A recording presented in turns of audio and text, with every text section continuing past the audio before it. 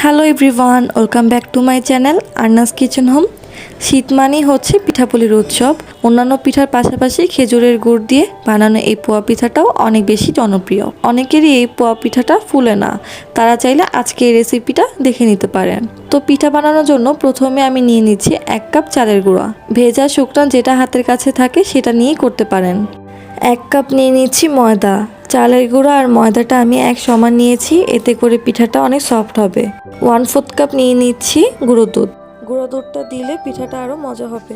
তারপরে দিয়ে দিচ্ছি 1/4 কাপ চিনি। তারপর এখানে দিয়ে দিচ্ছি 1 কাপ গুড়। এটা খেজুরের গুড়, আর গুড়টা আমি আগের থেকে জাল করে ঠান্ডা করে রেখেছি। আর এইখানে স্বাদ মতো লবণ দিয়ে দিচ্ছি। এখন সব কিছু একসাথে মিশিয়ে নিচ্ছি। মেশানোর কাজটা আপনারা চাইলে হ্যান্ড উইক্স দিয়েও করতে পারেন, কিন্তু হাত দিয়ে করলে পিঠার রেজাল্টটা বেশি ভালো আসে। প্রথমে গুড়টা ভালো করে মিশিয়ে নিচ্ছি। তারপর অল্প অল্প একটু পানি দিয়ে একটা ঘন ব্যাটার বানিয়ে নিচ্ছি। আর এই পানিটা অবশ্যই কুসুম গরম পানি হতে হবে। অল্প অল্প পানি দিয়ে আমি এইভাবে গোলাটা বানিয়ে নিচ্ছি। পিঠার এই গোলাটা আপনি যত সময় ধরে মাখাবেন পিঠার রেজাল্টটা তত ভালো আসবে। এইভাবে করে বেশ কিছুক্ষণ পর এই গোলাটা এখন ঠিক আছে। এর থেকে বেশি ঘন করতে হবে না, ঠিক এই রকম হবে গোলাটা। এখন 10 মিনিটের জন্য ঢেকে রেখে দিচ্ছি। 10 মিনিট পর চুলায় একটা হাঁড়িতে তেল গরম করতে দিয়েছি।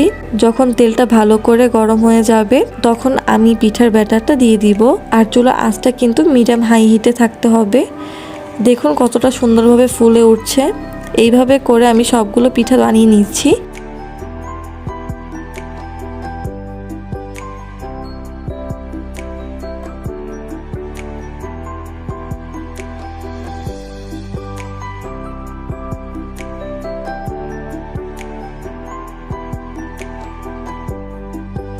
সবগুলো পিঠা আমি তৈরি করে নিয়েছি। এখন একটা ভেঙে দেখিয়ে দিচ্ছি যে ভিতরটা কেমন হয়েছে।